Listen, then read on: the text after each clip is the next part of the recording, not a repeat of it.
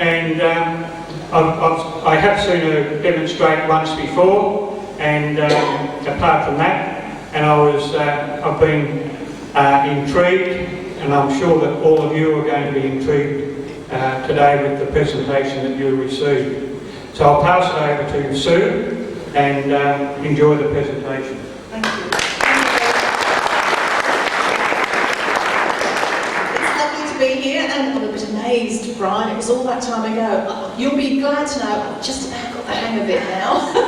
So I should be able to pass some information on to you. And what I thought I'd do today is call my talk Anatomy of a Netscape. Am I right in your eye line? I'll keep moving over. And the idea is to tell you what a Netscape is, and then to show you the processes I use in making them. So in the past I've come out to wood groups and I've talked about the sort of pieces I make and why I make them and how I design them. I'm not going to do that today. Today is a how I make them, because it seems to me that that's going to be the most use to you as a group of woodworkers. So, what exactly is a Netsuke? Japanese traditional dress didn't have any pockets. Small items could be kept in the corner of the sleeve of a kimono, and if you were a samurai like this splendid gentleman, you could perhaps hang something from the hilt of your sword. But it really wasn't all that convenient, wasn't really all that useful. And the Japanese came up with a very elegant solution of what to do with all those small little day-to-day objects that you need to carry with you. They suspended them from the sash. If you have a look at this beautiful painting here, you can see a small object highlighted in that circle. And if we have a closer look, we'll see that what that was a series of little boxes called inro. They were made of wood, they stacked on top of one another, and they were beautifully lacquered with all sorts of beautiful inlay materials in the lacquer to give them ornamentation. These particular 8 here are part of a series from the Victoria and Albert Museum, well that's better isn't it, representing the months of the year. And you might just be able to see in the top right hand corner, there are very fine vertical lines. There are about 5 different boxes stacked on top of one another, and they contained powdered medicines, seals, other such extremely useful things that no self-respecting man about town would be without. They were worn at the back of the waist, and they functioned really rather like an elegant and movable hip pocket. So at the back of the waist, and they were suspended from the sash. This is how it worked. 2 ends of a cord threaded through the object, in this case again it's an inro, threaded through the object that was going to carry your personal goods. The 2 ends of the cord would then pass through a bead that you can see there with the feathers on it, and the bead is called an ojine. And the ojine would move up and down, allowing you access to the container. The cord ends would then go up behind the obi, the sash that was worn around the waist, and they'd come out at the top. And to stop the whole thing from falling down to the ground, they were knotted into a little carving, and that carving is the Netsuke. Here's a Netsuke. It's a little figure about this high, made in wood with an ivory face, of a character called Okame, the goddess of mirth, and this is an actor portraying her. If we turn her round, we can see that she herself is wearing a Netsuke wearing a Netsuke. In this case, she's wearing a tobacco pouch and a pipe case. This is an example of the sort of thing that she herself would be wearing. Exquisite detail, exquisite materials, immaculate craftsmanship. They are totally fascinating things, Netsuke. This particular Netsuke, you can see, is round and fairly flat, and it has a metal lid. And the little metal lid, the tiny little pipe that would have about 2 puffs of tobacco in it, the ashes would be tapped out on the little metal lid. And so smokers usually had one of these. It's called a kagami-buta, which is, my pronunciation's terrible, but it essentially means a mirror lid. And there are many different types of Netsuke. The kagami-buta is a type of Netsuke called a manju Netsuke. And the manju Netsuke was small, round and flat, after the rice cake of the same name. So the rice cake gave them their name, manju Netsuke. This particular one you can see is a rather splendid dragon carved from wood. And this one is carved right through. Sometimes they're solid. This one's carved and right the way through. You can see spaces. It's all hollow inside. Called a ryusa manju after a carver called Ryusa who specialised in these. They're fearsomely tricky things to make. Another type is called a sashi Netsuke. And the sashi Netsuke would sit between the different folds of the sash, the obi, so that when you looked at someone wearing it, you'd just see the head and shoulders of this character emerging at the top, and that tiny little curl would emerge at the bottom of the sash. It was a very secure method of holding your personal goods, your suspended item. This is a ghost, and we know this because it's a Japanese convention that ghosts don't have feet. And it's a ghost of Daruma. And Daruma was credited with 9 years unbroken meditation. And after 9 years, he fell asleep, understandably. But when he woke up, he was furious with himself for having slept, and he tore off his eyelids and he threw them onto the ground, and vowing he'd never sleep again. And where they landed, tea bushes sprung up, and tea containing caffeine is the antidote to sleep. So next time you have your bushels cuppa, think of poor old Daruma. But by far the largest category of Netsuke is the katabori Netsuke. And these are the small, round, three-dimensional, fully spherical, if you like, carvings that so often depict myths and legends and animals and everyday scenes. This particular creature is a baku, and he looks really fierce and scary, but in fact he's totally benign. He devours nightmares, so he's often given to children. And if you go to Japan, you'll find soft toys that look like a very strange elephant. It's not an elephant, it's a baku, so that they can get a good night's sleep. And here is a tiger, a more naturalistic character. I've said before to wood groups, he looks like Garfield, doesn't he? He's really a splendid character. He was carved in the mid-18th century by a carver called Tomin, and he's about that high. And his eyes are made of ivory with inset little iron pupils, of all things, in the V&A collection again. What distinguishes a Netsuke from any other small carving is the presence always of the cord hole, which is called the himotoshi. This is a carving of mine, an early one from the top, and if you look on the underside, you'll see the cord hole. The cord comes into the smaller hole, comes out of the one on the left, which is slightly larger. Sometimes they're larger, sometimes they're not.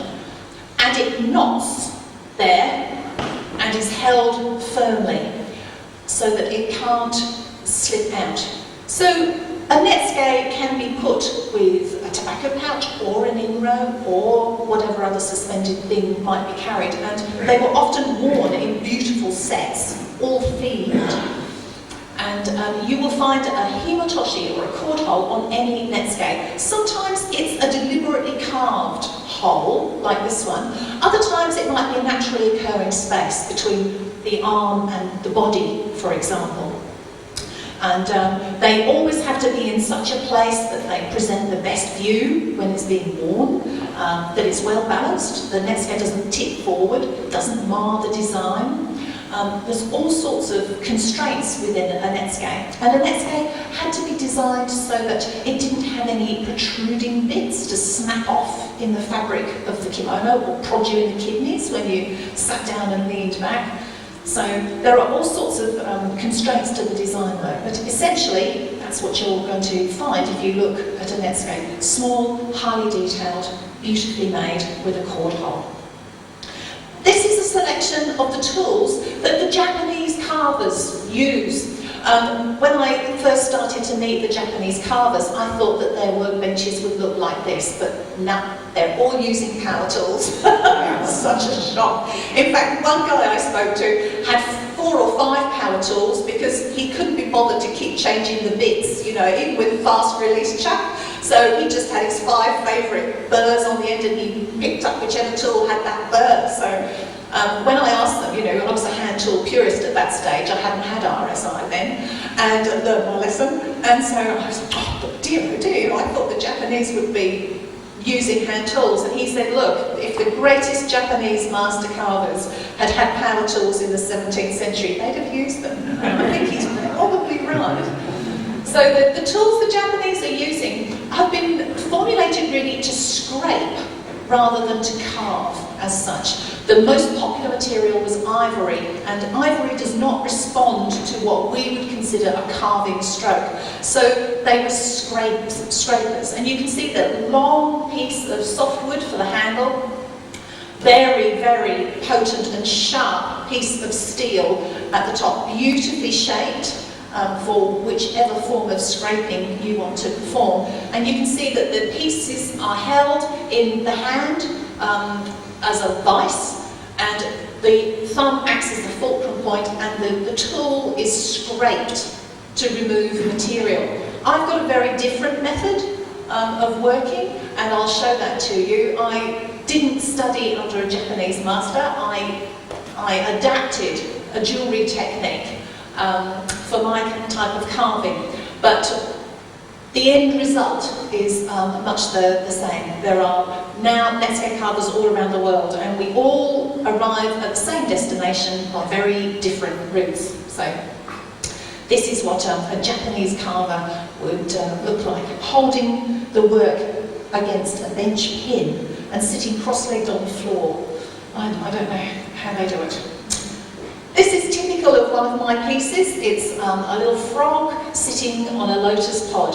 A lot of my pieces are straightforward nature studies, scenes that I see from creatures that I found in my garden or that I keep in my freezer. Mel has given me various things over time, and I've found things on the side of the road, and I've kept pets, and I've been to the zoo. All sorts of research goes into the creatures that I use as my subjects. Another popular subject for me is tales and fables. I read, you know, just constantly reading, and some of the narratives and some of the stories that I read inspire ideas for my Netsuke. Aesop's fables are fantastic. They're very short, abbreviated, pithy, with a kick, and it seems to me that that's pretty much like a Netsuke. And this has been a constant series of work over the years. This one is the story of the monkey and the dolphin.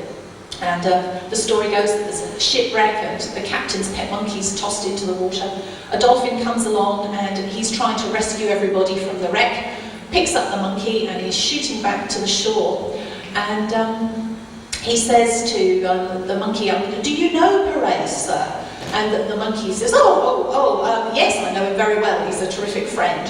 And the dolphin then realises, of course, that the guy on his back doesn't know the difference between a port and a person. He's not got the captain or any of his crew. So, realising he's been conned, he dives into the waves and the monkey's drowned. And that's what's just happening at this point. And the moral is, don't try to be something that you're not.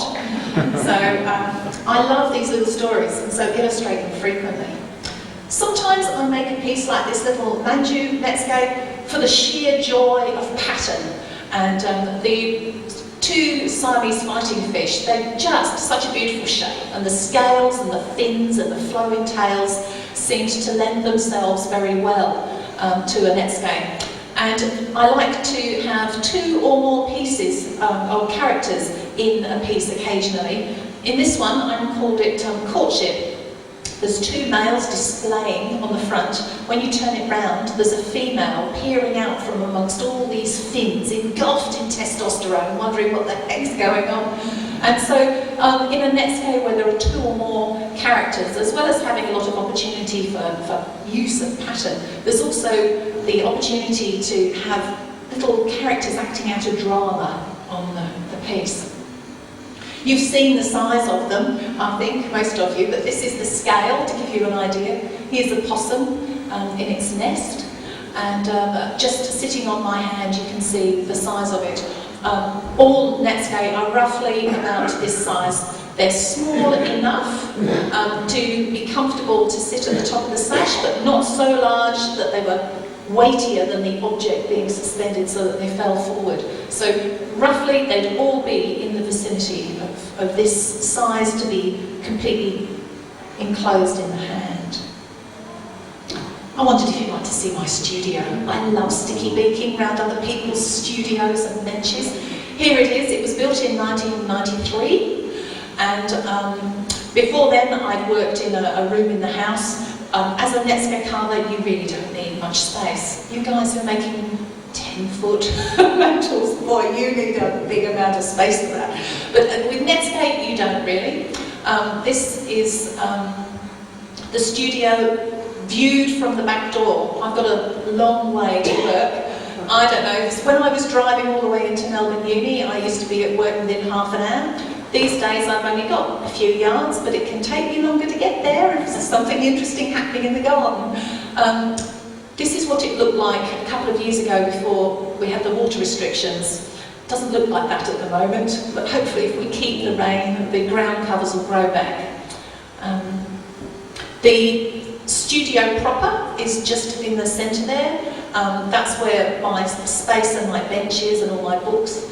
On the left you can see some of the machinery. I've got a large bandsaw in there, and every now and then my husband's allowed to use the space since I share it with my husband who's a silversmith. This is the interior of my part of the studio.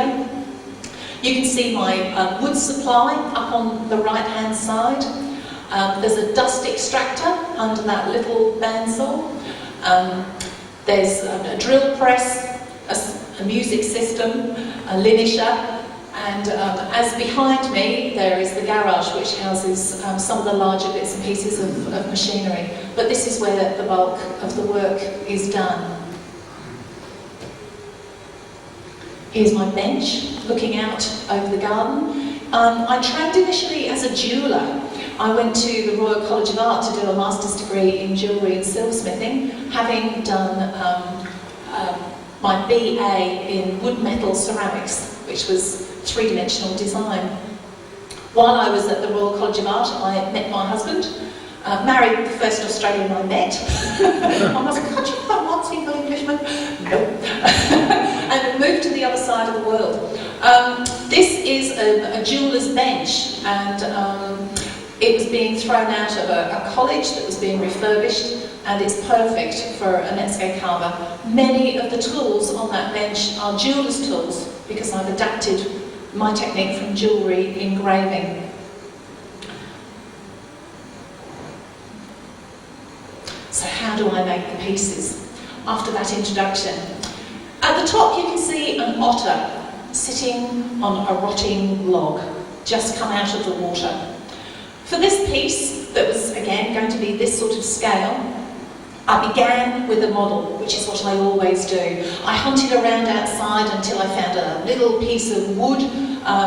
It was just a piece of bark that had been lying around for ages, and thought, I can use that to style up my rotting log. And then I made a plasticine model. Sometimes I'll make 5 or 6 before I get the composition right. And the idea of the model is manifold, really. First of all, it helps me do all the problem solving. I can decide which way the grain's going to run. Would I need to move the foot slightly over in order to avoid it being vulnerable? I can sort out the proportions of it. It also serves as a 3D record of what I've made. I keep all the models. If a customer comes along and wants to be involved in the design process, they can see what I've got in mind. It doesn't need to be very elaborate, it can be as rough as this, but I've got all the composition problems because I can't change my mind once I've started in the wood. without having wasted a great deal of time. I can change my mind every few minutes in plasticine, and it stops the pieces getting wooden, if you know what I mean, because your ideas can be quickly translated into plasticine that you can push around. It keeps everything loose and keeps everything free. Once I've finished the model though, I've locked it down and I start to think in terms of timber rather than thinking in terms of the design process. And then the other fantastic value of a model comes into being, and that is its use as a pattern. I decide on my piece of wood, and I have a wood store with a number of different varieties of wood in it, but I have some favourites. When I get a piece of wood, as you can see, I cut it up into a handleable length. I put the date on the end of it so that I can see how long I've had the piece of wood, and then I wax both ends and put it up on a shelf. And it's air dried. I allow 1/4 of an inch a year. So I'll have a look at it and measure the thickness, and I know roughly that if I leave it that long to air dry, it's going to be pretty good by the time I get to use it, and it'll have adapted itself very well. Most of my pieces go to the States, and the atmosphere here, I reckon, is probably drier than most places that my carvings are going to go to. So the wood air dries out nicely. I've never had any problems. The woods that I'm using, mostly at the moment, it's boxwood. European boxwood. I love it. Japanese boxwood, closely related to Turkish boxwood, is the Buxus sempervirens that we use in gardens, if you like, as those little tiny ornamental hedges. And it's magnificent. Used for rulers and tool handles and goodness knows what else. It's very dense, it's very hard, it's very even-grained. It's very consistent, there aren't any pores, no figuring in it, so it's perfect for what I want. You'll also see that I've got, there's some ebony there, some African blackwood, some holly, some pink ivory wood.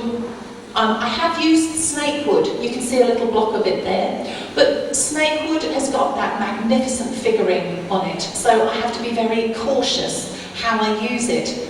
With the detail that I'm going to put onto a carving, I can't afford to have too much figure, because otherwise the detail and the figure are going to clash. You're going to look at one or the other, but your brain can't seem to see both at the same time. So I'm looking for a wood that's fairly bland in its presentation. I impose my design onto the wood, rather than let the wood speak with a voice of its own. I'm a bit of a tyrant when it comes to working with my wood. I also prefer a paler wood because then I can stain it and rub back the high spots, and that emphasises all that detail. A very dark wood, the detailing is hard to see. You don't get that play of light and shade the same as you do with a lighter wood. So quite often I'll start with a pale wood and stain it. So I've selected my piece for my otter, and it's going to be this piece of boxwood that has been sitting up there since 1990. Feels like yesterday, doesn't it? But it's actually 18 years ago now. I then take the otter, the model, hold it against the wood and draw around it an outline, just like a dressmaker will with a dressmaker's pattern, and take it to the bandsaw and start cutting. I'll do it on one plane, and then another, and then another, holding the model over the wood, drawing around it, bandsawing away the excess. And within a few minutes, I have a block that looks like this. Already, you can see the otter on the log, can't you? And the model's made that possible. I think I would find it very difficult if I had to go straight into the wood without a model. I then go to my motor tool. Here it is, it's an NSK Elector. There are two handsets here. The one on the right will go up to 35,000 revs, the one on the left to 27,000, but the one on the left is a bit heavy, I don't use it very often. There are interchangeable burrs, and it's a magnificent thing. I can dial up the speed with the dial on the right hand side. to whatever's appropriate for the task that I have at the time. And I work with my dust extractor on the bench and take away the excess material. So we start with that from the bandsaw, and before long it's come down to this. You can see I've taken away the angles. It's becoming more like the form that I need, and at this stage I start drawing on the piece so that I can say, I mustn't remove any more from here. Constantly referring to the model, constantly holding the model up in front of it to see where the excess material is. And as I start to draw on it and I get further along with the process, it looks like this. Now you can see the otter quite clearly. Obviously I've got a lot of work to do on the log, and I'm starting to undercut the form. I'm undercutting with hand tools now underneath the chin because I can't get a bit on my motor tool. So once I get to roughly this stage, I'm moving to hand tools. Here are my hand tools. I've got a few of them here for you to have a look at and to have a go with if you want to later on. If we have a closer look, you'll see my favourite probably is the one in the middle. That is a jeweller's engraver, a 3mm flat edge chisel. The one just to the left of it is another engraver, jeweller's engraver, a knife edge engraver, and I can use that both as a carver for detail and as a scraper. The one on the far left is one of the, is it file or feel? P-F-E-I-L. Feel. That's one of the feel block cutters, and I use those a great deal too. And the one on the far right is a V-tool, that's one of the feel tools too.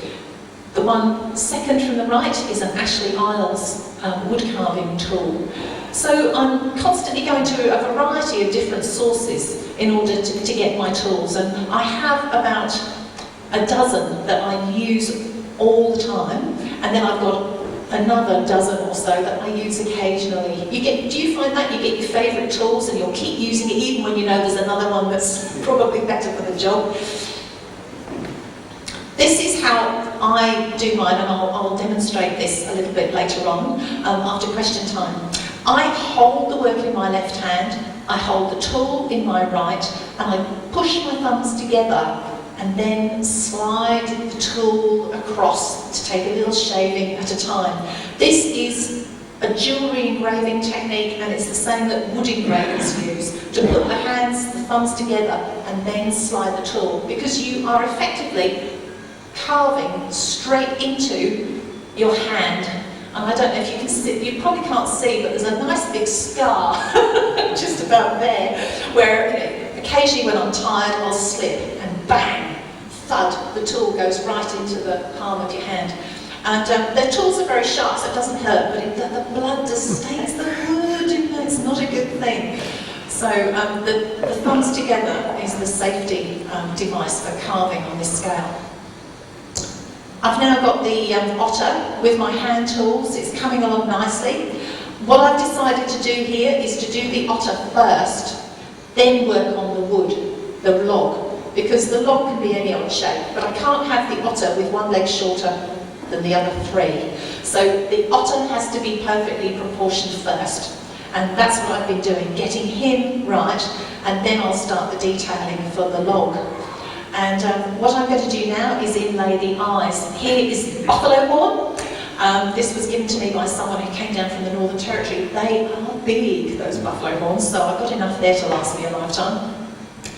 And I inlay the eyes, and it looks like this. I've got some more slides in a minute to show you how I do the inlay process. And you can see I've started to work on the log. At this stage, I'm starting to use dental probes as well. Dental probes are wonderful, those tiny little things that go into your mouth and clean, those hygienist's tools. Have a word with your dentist. Where does he get them from? They're fabulous for little tiny details, but getting inside all the little fissures in that log, dental probes did all that work. So keep it in mind. Is there a dentist here? No, what a shame. Yeah, a captive audience. but dental tools can be good. The steel isn't as good as you're going to find on the field because it doesn't need to be, but I sharpen it up, change the shape of it, use those. It's the hooked end that makes all the difference. It can get up round in between a mouse's armpit with no problem, where a straight sharp tool won't be able to do that. On the other side of the otter, you can see there is a fish, and he's just caught a fish. And if I blow it up for you, you can see the detail here. The idea is he's come out onto the log to see if the coast is clear and he'll eat his lunch.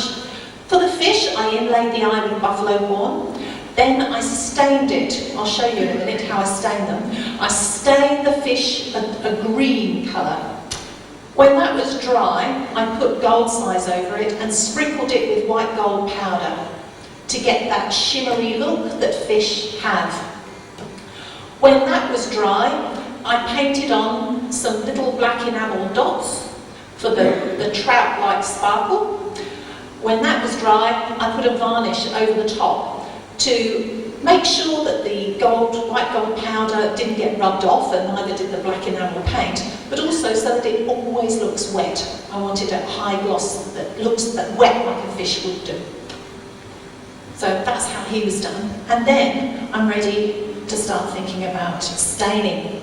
I use fabric dyes for my colouring. I've experimented with all sorts of things over the years. I was starting off with spirit wood stains and also water wood stains, all sorts of things. I used drawing dyes at one stage, but I found that fabric dyes are fantastic. They are, this is a universal dye. I'm still not sure what component of the dye is the one that reacts with wood. Obviously a lot of it washes off because it's not appropriate. But the good thing about them is that they are available in a vast range of colours. You can then dilute them to be as strong or as weak as you like.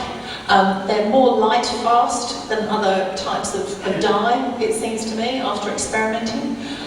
They're readily obtainable, easy to store, and I find that they're perfect for what I need. So you can see that I'm sitting at the bench. I've mixed up the quantities of dye that I need. I'm mixing them together like watercolours, and with a small brush I'm applying the colour to the surface. You know yourself, when you're applying stain to a wood carving, it sucks in on the end grain and doesn't go very well on the side grain. So what I do first is I damp it down thoroughly and make sure that the end grain soaks up water first. That way I don't put it in the dye and then find that the dye goes like that and it's dark at the end grain and pale on the side. So it's actually the end grain's full of water and the dye will apply more evenly across the whole surface of the wood. This is a piece of mine called Appetite. You can see it was snakewood was the bowl itself, and the ingredients for a meal, the fish and the noodles and the crab and the bok choy, were boxwood. And I've taken the colours for the piece on the top from the snakewood. So I try and keep the palette of colours as natural as possible. I have seen wood that's stained with bright purple and pink and blue, and that's great if that's what you want to do, and if it's a graphic style. But for pieces like mine, I think I want to make it look as natural as possible. So I'm choosing really a range of browns and greens, those sorts of colours. So here's the otter prior to staining, and this is what he looks like once he's stained. I've applied the stain to the surface, and then particularly on the log, I've just rubbed it back lightly with a very fine steel wool. I can use steel wool on box because it doesn't get into the grain. I wouldn't use it on something like holly, otherwise I'd end up with it grey and looking disgusting. But there's another, everybody's got a favourite thing that they'll use for removing excess stain. I'm just using a little bit of steel wool so that I've got that aged look to the log. And if we turn him round, this is what he looks like on the other side. I thought I'd run through it again with you with a gecko. For this little one, I started with ebony, a piece of ebony that I used for the pod. Here you can see the pod's been cut out. Here I've started to use the motor tool to shape it. And I don't know if you can see, there's a little beetle that's scurrying over the pod up at the top. The gecko's been looking for some lunch, and it's been a pretty fruitless search. He's hungry, can't believe his luck when he realises there's a big fat juicy beetle scurrying over the pod. And I've got a little area allocated there. The pod will be not just the pod, it will also be the legs of the beetle. And the beetle himself will be amber, hollowed out from behind, lined with gold leaf and set into place. The legs are going to be on the pod itself. Here's the block for the gecko. My first job is to fit the gecko into the pod. So the pod's got a little bit of detail on, but not much. My first job is to fit those two together. When that join is done, then I can start work really on the gecko, and not before. So here he comes.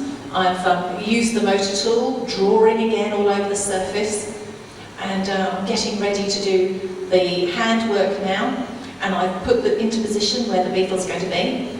Now you can see the beetle's legs, and I've pretty much come to the point where I'm ready to think about inlaying the eyes. Inlaying the eyes is a really significant thing. If you're doing anything figurative, it makes so much difference. This is a picture of the monkey of the ink pot. It's a little story, again, a little Chinese tale. And you can see here's the monkey. He's got no inlaid eyes. I photoshopped it to show you what it would look like if I hadn't gone to the trouble. If I show you this next slide, that's what he looks like with the eyes inlaid. And what a difference it makes.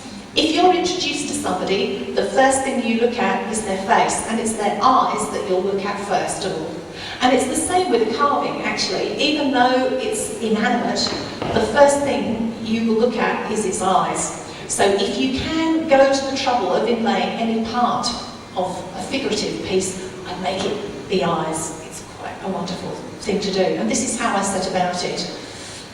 I start off by drawing on where the eye is going to be.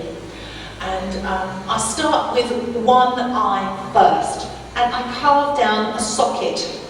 If I'm going to do something like opaque, like buffalo horn, I'll make it half as deep, at least, as it is wide.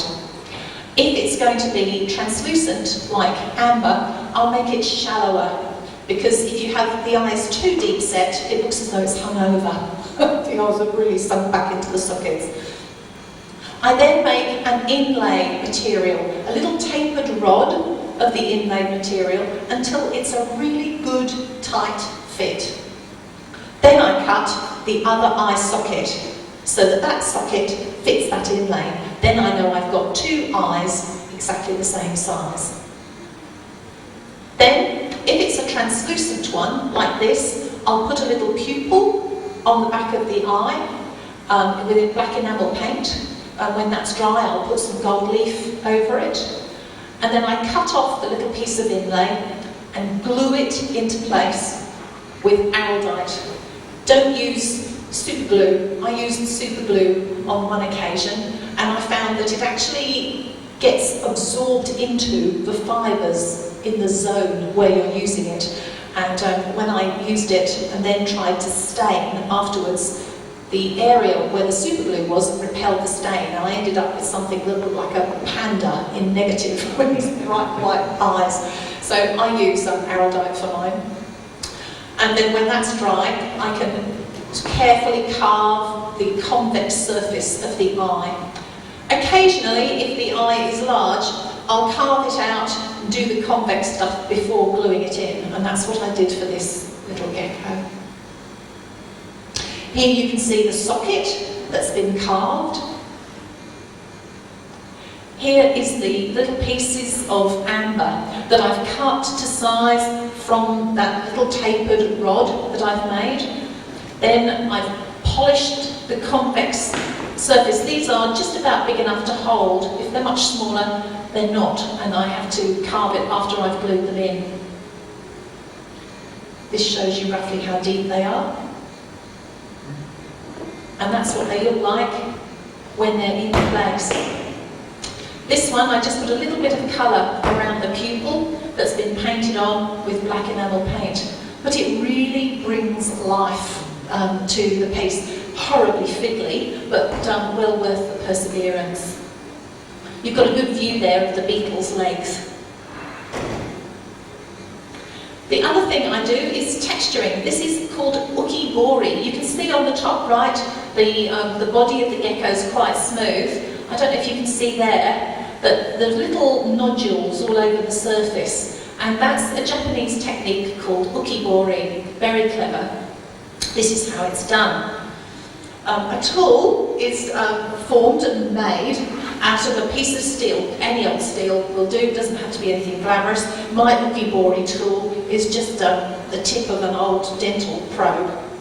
I then fashion the tip of that tool so that it corresponds to the shape of wart that I want on the finished piece. And I've pretty much finished the carving by now. I've pretty much got up to the stage where I'm about to stain it, so it's nearly in its completion stages. And the zone where I want the uki-bori to be, the little warts, I then start pushing down hard with the tool. And I make a series of depressions, as you can see in the top image. They all must be the same depth, and they go down into the wood, side grain, end grain, wherever. When I've done that, I then take another tool and shave away those little depressions just to the bottom of each depression. And what you've got effectively now is a series of compressed fibres underneath a flat surface. And when you put that in warm water, all those compressed fibres jump up to the surface again, and you have a wonderful pattern of warts and bumps. This is what it looks like. You see this little bird, this mandarin duck, has got some uki-bori on the edge of its wing. And this frog has got it on the side of his stomach.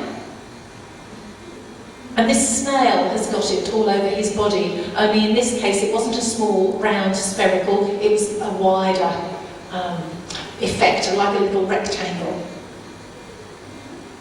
And here's the gecko just before I colour him with the stain again. This time I've used a bit of resist. You can see there are pale marks on the top of his body. I've put a little bit of watercolour latex resist on that, let it dry, stained it, and then rubbed it off again with my finger, and you have multicolour pattern effect on the surface. I carve with other materials too. Here I've got it carving with amber for the goose that laid the golden egg, and the amber's been hollowed out and inlaid with gold leaf and filled with resin. I've carved with tagua nut too, all the same techniques as you've just seen with wood, and the two fitted together for this hatching turtle. And I've made a little silver teapot for this one. This is a series for the Mad Hatter's Tea Party. And this one has the dormouse fast asleep in a little silver teapot. This one is a Japanese haiku poem. Again, haiku poems are very short, and this particular poem just says, "Old pond, leap, splash, a frog." And I thought I'd show the old pond is the water lily leaf, and cut to form the pond. The leap splash is the amber surface of the pond. You can see the concentric rings there. And if I do this, you can see that the amber is actually a lid on a little hinge. And if you lift it up, there's the frog. So I have done the 3 stages of the poem, short as it is. It's very abbreviated, just like a Netsuke. And this is the poem by Basho. And that one combines wood and amber and tagua nut and gold. I do carve sometimes on a large scale. This is Mount Stewart on the Isle of Bute, and it's the home of the Marquess and Marchioness of Bute. And this is an amazing house up on the west coast. I don't know if you can see, but up on the 3rd floor, just by the chapel, there is a conservatory. That was an operating theatre in the First World War. The whole house was requisitioned as a hospital. And the room to the left of that greenhouse effect up there is a bedroom. And the Marquis wanted a new bed. And he needed somebody to carve bedpost figures. And that was my job, which is fantastic. He'd seen pictures of my Netsuke on the internet and said, would I be able to carve it? And I said, oh, my Netsuke are rather small. He said, is that a problem? I said, no. But I've got no idea how to carve on a large scale, so I learned real fast. And the house is high Victorian Gothic, and those beautiful panels around the room. There were all sorts of different themes there, but I found a few animal musicians. I found a goat that was playing a harp, and I found a hare playing a flute, so I thought, I'll use animal musicians. And because it was Gothic in character, I chose Reynard the Fox. So the character nearest to you, on the nearest bedpost, is Reynard the Fox playing a psaltery. And the one further is Grimbard the Badger playing bagpipes. We're in Scotland after all. And up on the top of the canopy is Noble the Lion, who was the king. And they're playing to him, so he's falling asleep. They conned him all the time, so he's nodding off. And the Marquis said, oh, can we have a nightcap? And I thought, you're paying for it, of course you can have a nightcap. So Noble the Lion has got a nightcap, and I put a little Marquis's coronet on the top of it. And where the curtains come to the right and the left, there's a rod, and I needed a carving for each end of that rod, and I've got an owl one side for the evening when you go to bed, and a rooster on the other side for the morning when you wake up. So those were the figures for the bed. And Winchester Cathedral, I made some misericords for Winchester Cathedral. This magnificent building had in their choir stalls, the choir stalls just here, where the ring is. And I think you all know what a misericord is. So anybody who... Yeah, the misericords for this set were started in 1260 and finished in 1320, and 2 of them were missing from the set. And the Dean and Chapter said, would I make them replacements for these beautiful little ledges, the little seats that go on the underside of the choir stalls for the monks to sit upon. And these were the pieces I came up with. So these were carved in oak. The previous ones were carved in walnut. And they said I could use any iconography I liked, but they'd like the quite primitive early structure of the pieces to match the others. So you can see this softly rounded ledge that the monk would have sat on. At the top, that's a symbol of the resurrection. The lion was believed in medieval iconography, from travellers' tales, to have the lion cubs born dead. And on the right-hand side you can see the lion cubs are very dead. After 3 days, the male lion would breathe on the cubs, and they'd come very boisterously to life. And that's what's happening now. The male lion's breathing, and here they are biffing one another and romping around. And a lion's tail just curls around each group of cubs protectively. So that one's a symbol of the resurrection. And the bottom one is a symbol of Christ shedding his blood. The medieval people believed that the pelican would tear at the flesh of its own chest, and the blood would feed the fledglings. So I've got the pelican here with his wings spread and his bill down, as though that's what he's been doing. And it looked a little bit to me like a preacher preaching to his flock. And you know how the medieval misericords were very irreverent often, and very basic in their themes and their treatment, and they had a lot of humour in them. So I had one fledgling fast asleep, and I told the Dean and Chapter that this was, preacher preaching to the flock and fledglings are falling asleep. And I said, look, if this is insulting at all, or too irreverent, I'll take it out. And he grinned with delight and said, oh no, we have a preacher who has just that effect on the congregation. Leave it in. Leave it in. So we left it in, and The pelican was a symbol of one of the founding fathers of the cathedral, so it worked in very well. So I do enjoy carving on a large scale, but the small stuff is my great, great love. So that, at this stage, is the end of my presentation. Thank you all very much indeed.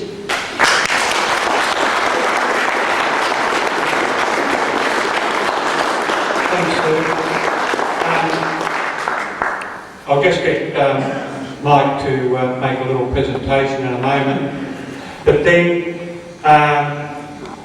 those women that need to go off and spend all your husband's hard-earned money, go for it. The rest of you that want to do carving, you go for that. But Sue will be around to answer any questions, and particularly for those that are most interested in Netsuke carving, although any of you are invited to stay, and she'll be up to a half an hour she might stay, and then she's going to go around and give a critique of each and every one of yours carvings that you're working on. So watch. Michael. Thanks, Brian, and thanks, Sue. Sue, you know, I think it's amazing. You brought to us today just yourself. And I think it's your own personality and your zest for life that is most impressive. I really appreciate the work you do, but most of all, you've shared yourself with us and shared your secrets, and that's really special. And there's another question I've got. See, us boys were talking in the line in there, and they said that they'd seen you over 20 years ago, and they said she's still just as cute and lovely as before. And I wanted to know what your secret to eternal life was. Now, the other thing that I had a thought about that, of course, these guys are getting 20 years older too, so maybe their eyesight's not quite as good. But either way you cut it, I just really appreciate everything you've offered to it. It's absolutely enormous.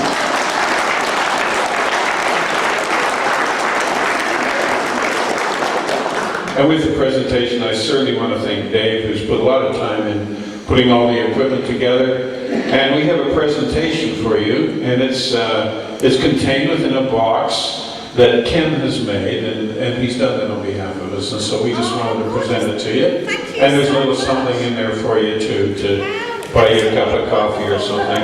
And just thanks again for everything you've given to us. This will be unforgettable. 20 years from now, you'll probably look just as good, and we'll be inviting you back. Okay, with your white stick. Thanks again, so sir. much.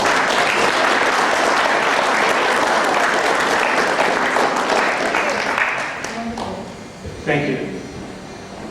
So do you all want to go, or do you want to keep watching, or? Any questions? Or if you want to sneak away, please do.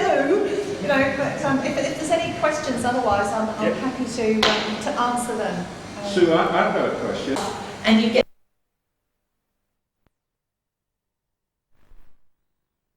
And I suppose the one I've got is about this long, it's about that, but they do come in larger sizes as well.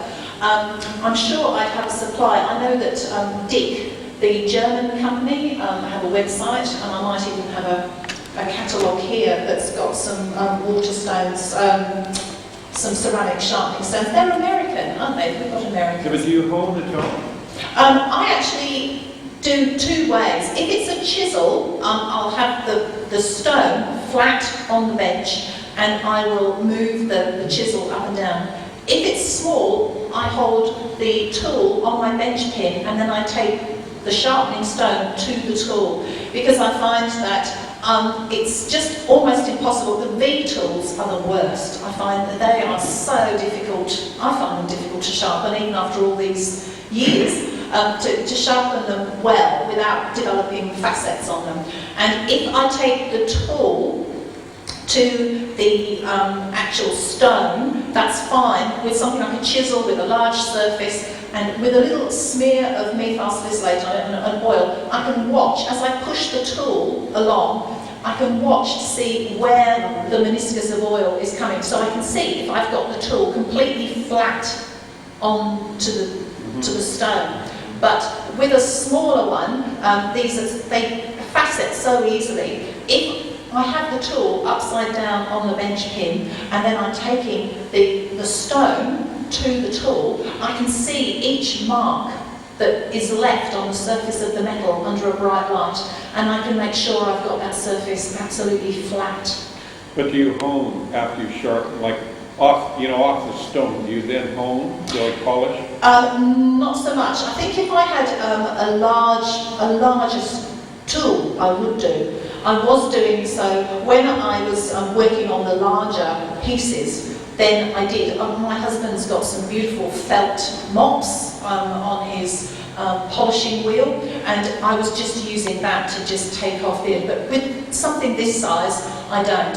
I just wipe it a couple of times on the palm of my hand or underneath the bench pin, and that will remove the burr. And that's really, they're pretty darn sharp at this size. I think it's.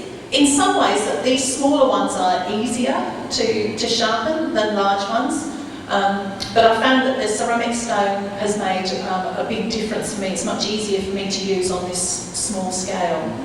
But with a scraping tool, Yeah. do you sharpen that and use it as a scraping tool, or do you raise a burr on it? I use the dental probes as my scrapers pretty much, I do raise a bit of a burr on those, yes. It doesn't last for very long. It doesn't usually, does it, with scrapers? But boy, does it cut, doesn't it, when you've got a bit of a burr raised on a scraper. And there's something lovely to use. What I didn't say was what abrasives I use. I try to use abrasives as little as possible because you know how you leave tiny little fragments of the abrasive in the wood and it blunts your tools that bit sharper. And I like working as much as I can with a scraper. And so the abrasives I will use, I go through aluminium oxide paper, and I've got micromesh as well. Has anybody come across micromesh before? This stuff, some of you are nodding, have you all? No, those of you who are not familiar with it, it's a padded abrasive. The little tiny crystals and particles are put onto a sort of foam backing, so that what happens is as you move the particles across a surface, the cutting edge is presented to the work, and larger crystals push back into the foam backing.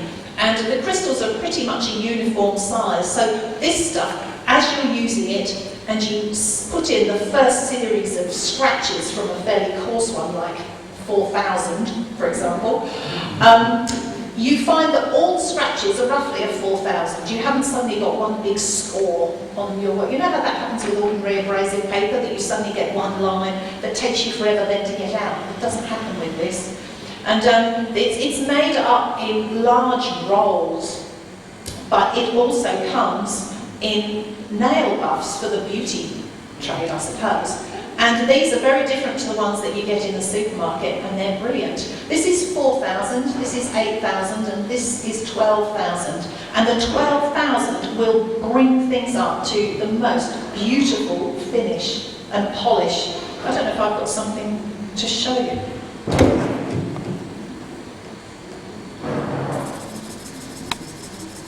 Is this the aircraft stuff? Yeah. Yeah.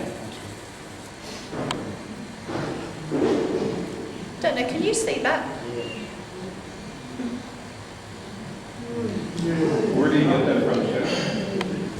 Shines, doesn't it? I get this from abrasives and related supplies. Now, they were at McLeod for a while, and there's a branch over in South Australia, and I buy them. They were about $3.50 each, I suppose. They last quite a long time, and they're sort of ready-made for this small-scale stuff. And I buy them in bulk, and I think I got these cheap because they were slightly discoloured. Some of them were yellow.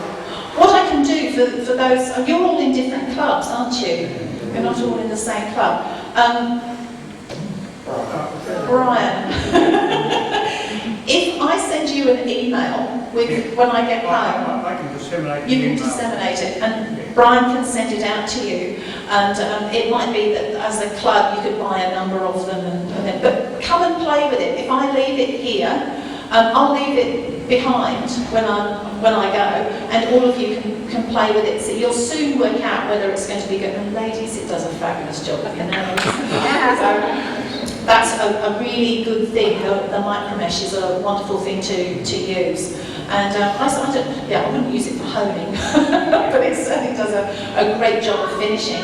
And for things like the otter, I certainly used abrasives on that smooth body surface. But so you can't, I'll use scrapers on the log, and I'll use scrapers on areas like underneath the chin and between the fingers. And I'm using scrapers then to get the surface prepared. The other good thing about this is that it can peel off. You pull it back, there's a plastic core in the middle, and you can peel it off, wrap it round a cocktail stick, and then get in between fingers and round the back of ears and that sort of thing. So it's useful to use rapidly on convex surfaces, but then if you need to use it on concave surfaces, you can do so by removing it quite readily from the backing sheet and wrapping it round a finger or something even smaller. So that's shall we put the lights on? Would that help? And then I might show you my carving, or did you want to break? No, we'll carry on with a few more questions, shall we? Okay, yeah. Do you do workshops? I do workshops occasionally. I don't do very many, but I do them sometimes. And so I don't know that usually 10 is as many as I can take in a workshop, because I use my own tools, and really not a lot of people have their own carving tools of this type. But I'm sure it could be arranged that sometime next year could do a small workshop. And in the past I've done one, I did some for WA some years ago, 2 days. If you can imagine this little creature without the beetle and without the leaves, just a little curled dormouse. I made one of those years and years ago. It was a very early one, and this was a sort of reprise of that. That could be made roughly within a weekend, because there's no negative space, there's no hollowing out, there's only 2 feet, because the rest are all tucked away. So effectively, its eyes are shut, so you haven't got to do inlay, but you can if you've got time. So that sort of thing could be a project that might be achievable within a weekend, or at least we'd cover all the techniques necessary to make it. Certainly in WA, there was a group of wood carvers. They were all wood carvers, used to wood carving, so they finished it in a weekend. Others who weren't used to carving found that it was harder to get used to the idea of the hand tools, and it might take longer, but they got results. So that's a possibility. What kind of final finishes do you use? What I do is when I've actually finished it off the micromesh, that's when I do the staining. When I've done the staining, because I've been using the micromesh and because I'm using boxwood, I don't have a problem with lifting of the grain. It really is, it's in pretty good nick once I've actually finished it. I might burnish the surface a little bit, rub the surface over. But then it's ready to finish. In the old days, when I first started this, I was plastering it with polyurethane and filling up all the detail with stuff. And I was told, because I was largely self-taught with carving, I was told, no, don't do that. And I started oiling. And I would use boiled linseed oil, let it dry, and then I'd put on a beeswax. I found that I needed to wait an awfully long time for the oil to dry fully, and if I didn't let the oil fully dry out, the end result was a sticky surface.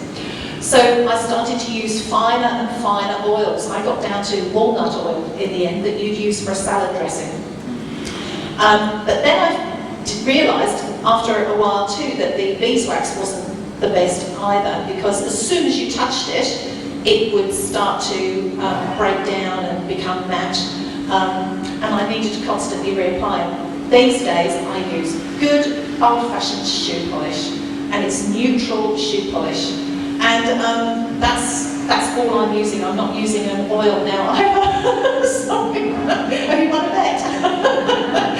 And I thought I'd keep this a big secret until I was asking some of the Japanese carvers, what do you use? And I thought they'd say, oh, we use, it's wax that's distilled from, a female yak at midnight, and you have to wait, gather it at the due time and use it for 25. No, they said, oh, we use shoe polish, and I just fell about laughing. I thought, well, look, fantastic. So it's very good. I find that then it's more resistant to handling. I can get a good buff back up on it. It's very easy to give customers. I don't tell them it's shoe polish, I have to tell you. If any of you have ever bought a piece from me, I'm sorry. This is a bit deceptive. I give them a tiny little pot and say this is very special and you only need to use a tiny bit of it. That way they don't plaster it. If I just said, look, it's neutral shoe polish, they get half the packet and put it all over. I don't want them to do that. I want the tiniest smear applied and then taken off with a soft brush. So I tell them it's very small amount and give them a pot and off they go.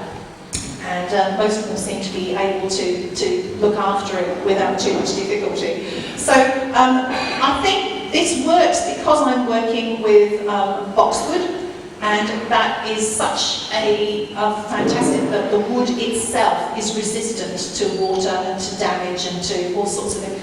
I think if I was trying it with a very soft absorbent wood, I wouldn't use just shoe polish. I think that you need a bit more. But with boxwood you can get away with blue murder.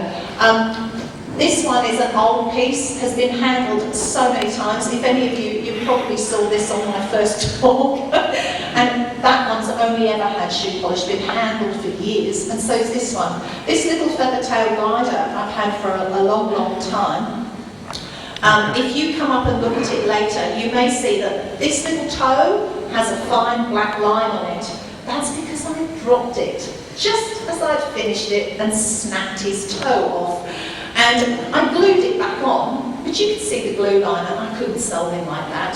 So I had to make him again.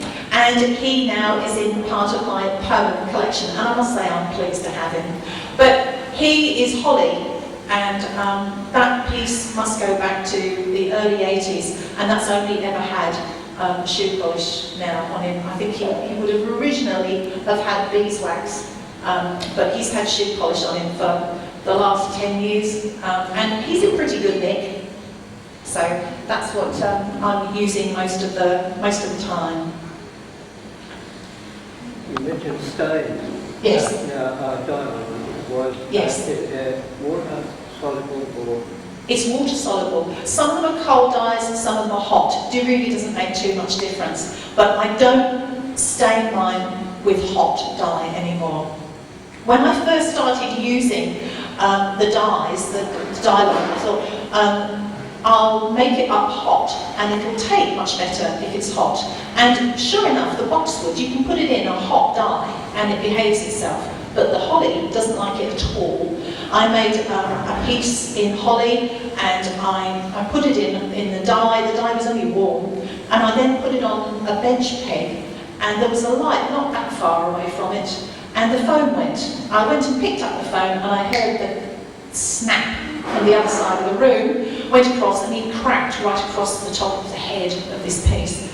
And 3 weeks later it had closed and you couldn't see it. But I think what I did was I had a warm dye, didn't put it in cold water to chill it down, and then put it somewhere where there was a warm lamp, just too close. It wasn't really close, but close enough obviously to do a mischief.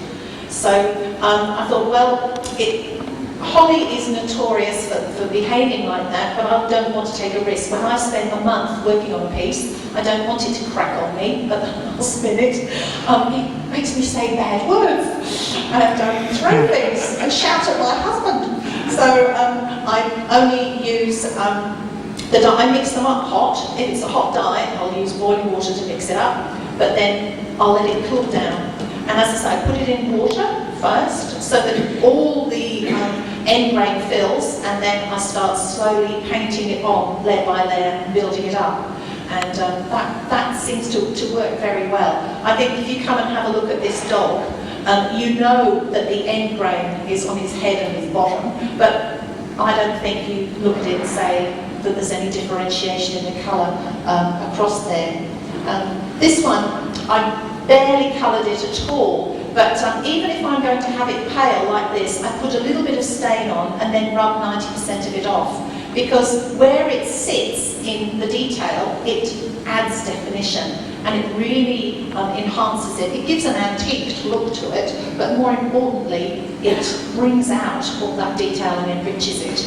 And you know, God, it takes you so long to put it in. You really want to get as much bang for your buck as possible. So that's how I tend to do it.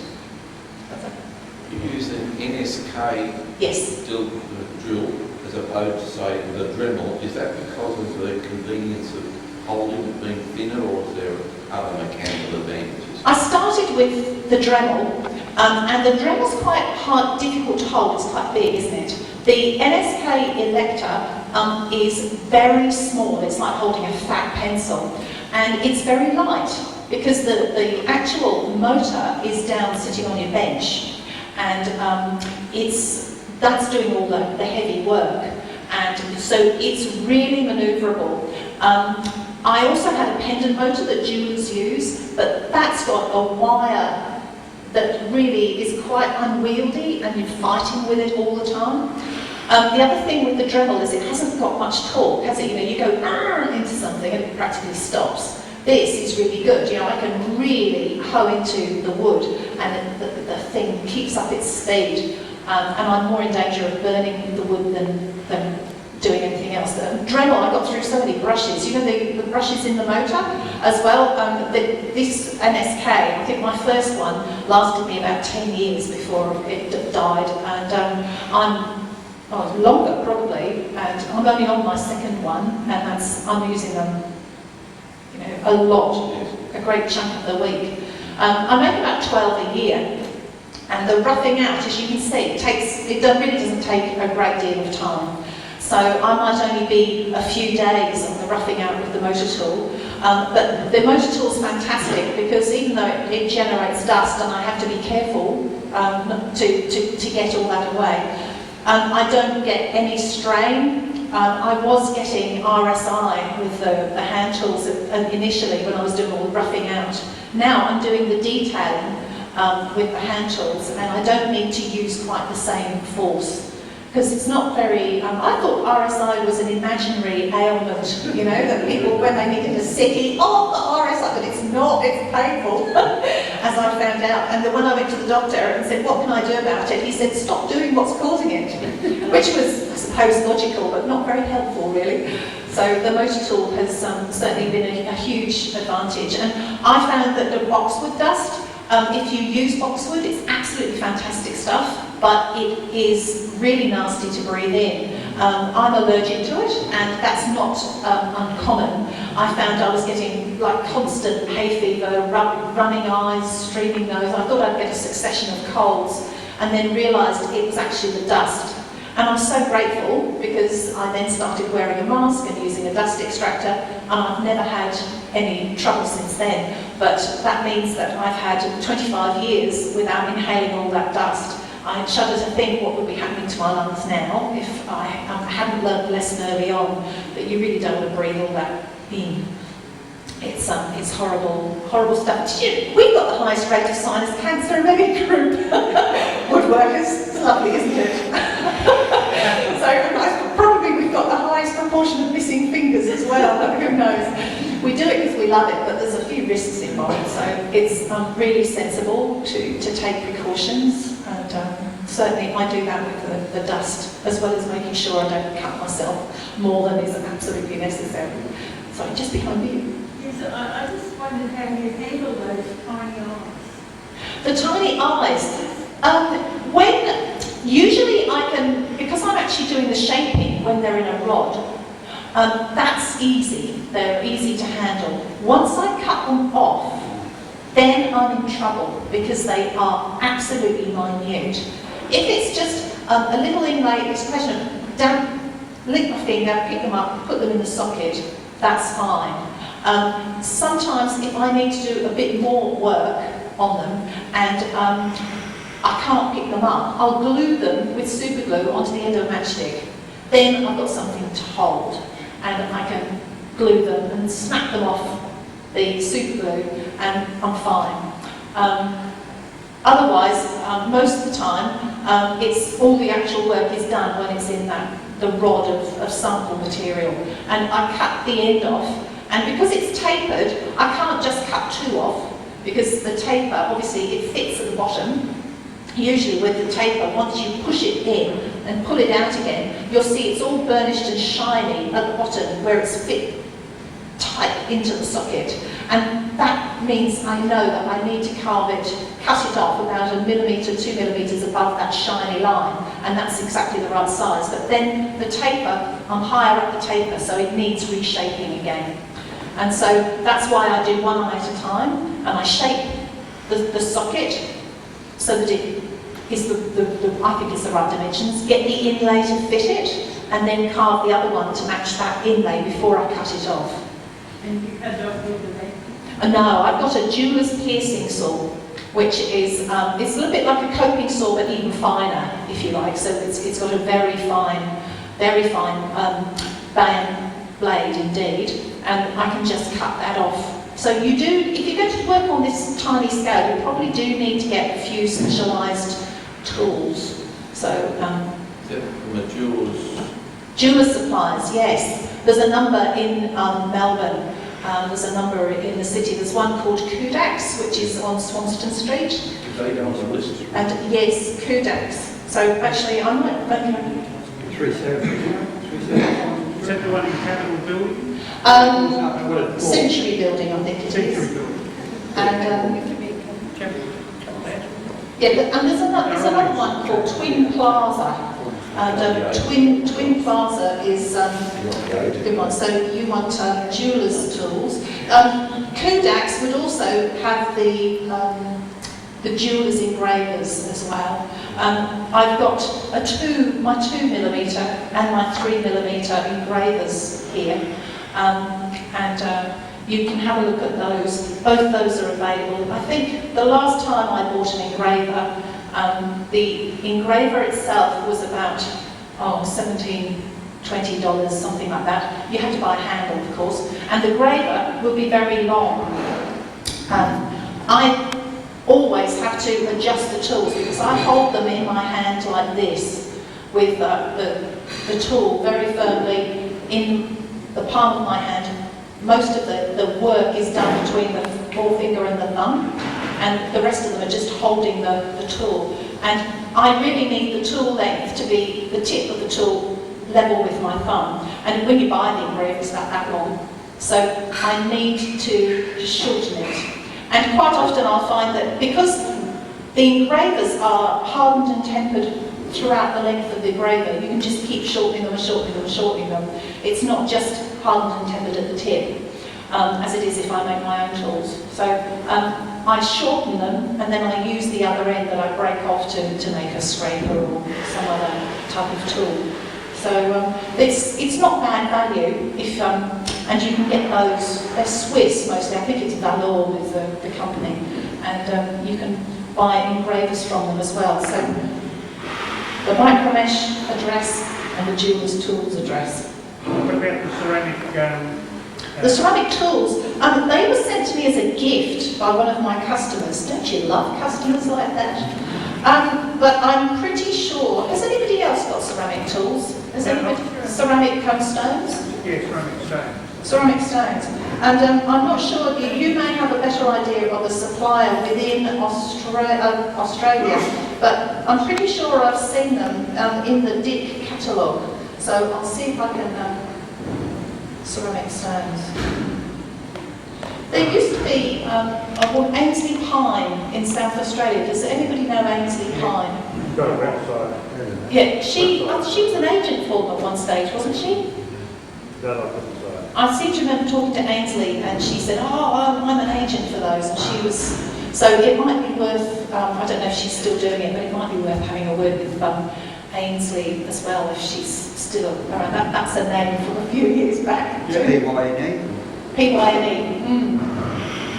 Any more questions, or are you gasping for a cup of tea? Do you use a magnifying light down your eyes at all? I do use, I've got these that are 3 times magnifier. I was saying to some of the other guys that earlier this year I was in the States at a Netsuke convention, and someone said, oh, I've got a piece of yours, it was an early piece, and I cringed and thought, oh no. And I had a look and it wasn't too bad actually, but I was just so cross that when I made it 23 years ago or something, I didn't need glasses. I do now, damn it. And it's so frustrating, they're never where I want them to be. So these magnify times 3, and that means I can still work here, because I can't focus on anything nearer than that without them. And for the fine detail of things like the eyes, inlaying the eyes when I know I've got to get it absolutely spot on and I want to look closer, I've got a jeweler's loop. And that's one of those strange things that sits on your head with a visor that comes up and down. That magnifies 10 times. That gives me more than enough magnification. I do have one of those lamps that's got a lid with a fluorescent lamp with a magnifier, but I'm not comfortable working under it. It distances me. It's as though I'm doing it underwater or something. So I'm not happy. I want to get close to it. And the magnifying loop does that. It means I can get really close and I'm in direct contact with it. But you can't work under it for very long. It's got a very shallow depth of field, and so you swim in and out of focus. And it's not good for your eyes long term. So I use that just for checking up fine detail. I find the most important thing is bright light. I can get away with a lot if the light is really bright, but in dim light I'm struggling and I need more magnification. So I have 2 lights on either side on the bench, so that I can get there's not too much shadow. And I'm working in a very bright light. That makes a big difference. But I know I keep looking and thinking, I'm 52, 51 now, and I'm thinking, oh, I want to keep going on this till I'm 90, and I can see that it's not going to happen. I'll keep going as long as I can, but it's a problem when your eyes and your joints start to pack up. So, yes, keep dancing, rage on into the night. One problem, you have orders, where do they come from, all over the world? Yeah, I think most of my sales are overseas, and I'm really busy at the moment. I'm really fortunate. I think I know quite a few wood carvers, and it's not easy making a living from wood. And I think if I was restricted to earning a living in Australia, I'd be on the breadline, stuffed. I think I've got about 3 customers, regular customers in Australia, and I've just picked up a 4th, but the bulk of my customers are in the States and Japan. And I was very fortunate in Japan in the early 80s. I had a letter from a Japanese gallery, and they wrote and said, please will you exhibit your Netsuke in our gallery? And I wrote back and said, I thought you'd think it was very presumptuous of a Westerner to be making this stuff. I'm really very honoured that you've invited me, but are you sure it's all right? And I'm female as well. Originally, the Netsuke was all made by, it was a man's preserve. So here I am, a Western and a female. And he wrote back this beautiful letter saying, it takes 10 years as an apprentice to learn this stuff, and this is the highest compliment you could pay. And some of our Japanese carvers can learn from your dedication, and he was very sweet. Then he proceeded to tell me I'd made an octopus, and he said it's a lovely piece, but you should have made a pun on the letter 8. And I thought, whoa, there is a whole lot more to this than I'd realised. And so I'm still learning. 25 years later, I'm learning all the time. I'm not trying to make Japanese Netsuke, I'm trying to make a Western addition to the form. And when I've spoken to Japanese carvers and said, look, aren't you guys really cross? Don't you, this is me, aren't I a cultural pirate? I'm coming along and I'm stealing your art form. And they said, no, if the West hadn't come in and started collecting and showing an interest, the art form would have died out. A lot of Japanese don't know what a Netsuke is. Once Western dress came in and they stopped wearing kimono, they stopped being interested in Netsuke. And it's only now that they're starting to buy them back from the West at huge prices. I mean, the world record price for a Netsuke went recently for a little ivory horse that sold in London for the price of a 3-bedroom house in central Melbourne. It was an astronomical amount of money, and something like $360,000. So they do sell at extraordinary prices. And I was fortunate when I started selling into Japan. One of my first customers was Prince Takamado of the imperial family. This is Hirohito's youngest grandson. And he's not the crown prince, he's the crown prince's cousin. But he's close enough in the imperial family to carry some clout. And he's bought 22 of my pieces over the years. He died 2 years ago on the squash court, silly boy. 48 years old, playing squash. That was it. It collapsed. It was awful. It was so sad. But his wife is continuing to collect. And as far as as Japan goes, the fact that the prince was collecting my pieces meant I've never had any trouble selling in Japan. In America, it's absolutely fantastic. If we've got $3,000 spare, we go to Bali. Or we go and we buy ourselves an air conditioner, or we get something for the house, or we have holiday. We don't buy art. But there are so many people in the States who will buy art, and they'll spend their 3,000 spare bucks, and they'll buy pots with it or woodwork, and they're fantastic collectors of all sorts of art and craft in America. So my biggest market is in the States, and every second year I go across to a Netsuke convention, and I represent myself. I go along as a dealer, and I'm sitting alongside Sotheby's and Christie's, and this sort of never's me.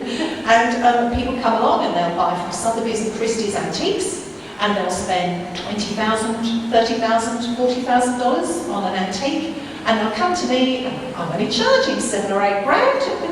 It's pocket money. So at the end, they'll see how much money have I got left, and they'll come and buy some modern Netsuke. And these days there are people who only buy modern Netsuke.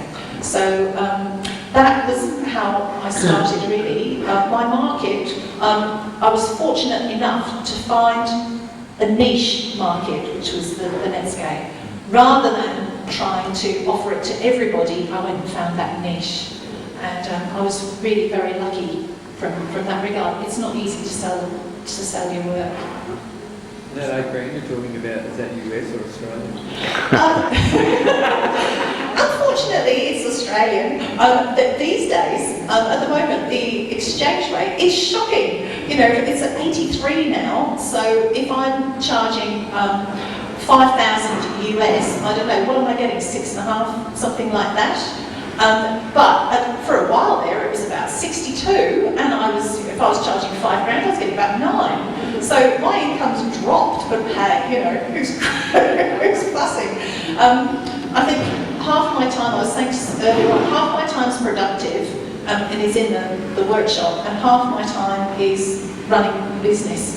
And so if I didn't have to run a business and just made them, I could make far more than 12 a year. And if I made them simpler, I could make more than 12 a year. But the piece has a life of its own, and it has its own story. And so I make the piece as complex as it needs to be in order to tell the story. And telling the story is what actually attracts people, I think. If I just have a piece that is a frog on a pod, people go, oh yes, that's cute, that's a frog on a pod.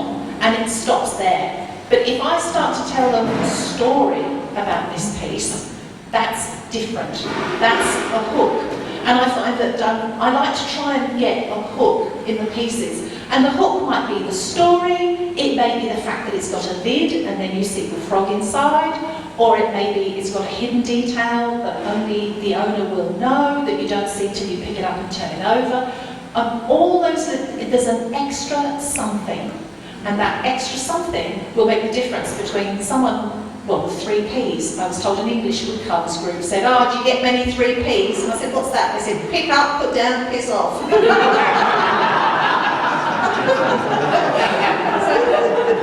they weren't keen on the 3 Ps.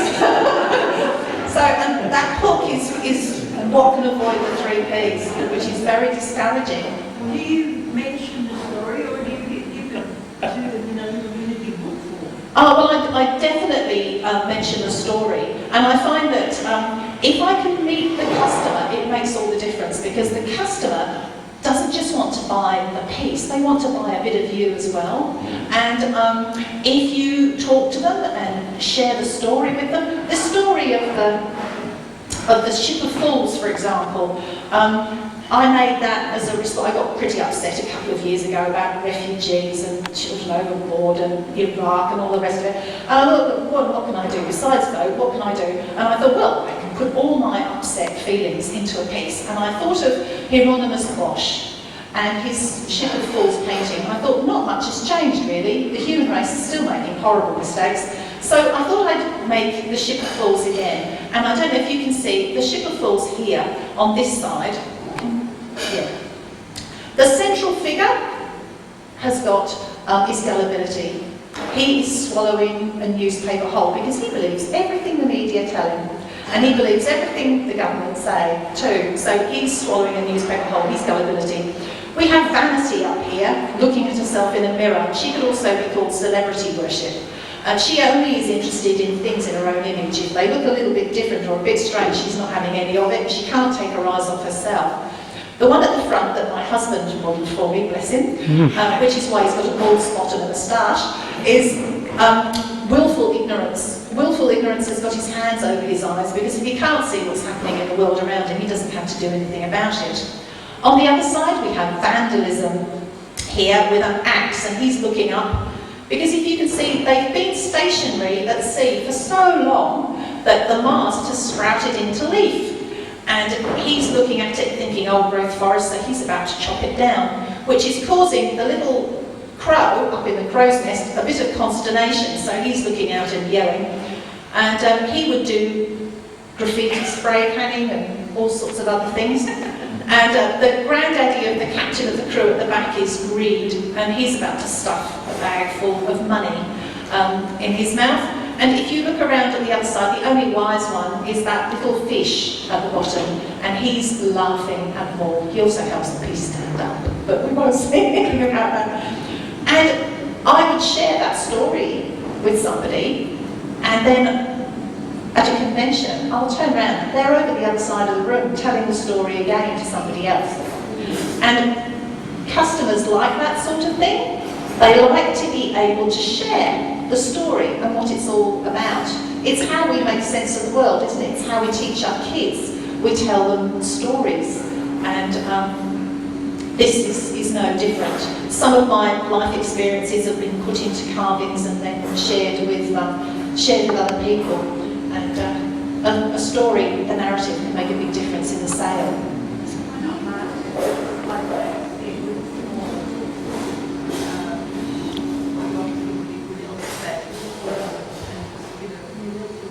Yes, actually what I do is when I sell a piece, I type up what the story is, what it's made from, when it was made, what the materials all are, and then I sign it.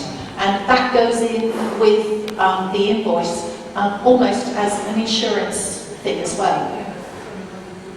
A little book, it would be great, yes. Stunning. So, and one day, Packaged in a smart. yes, Another couple of thousand. another couple of grand.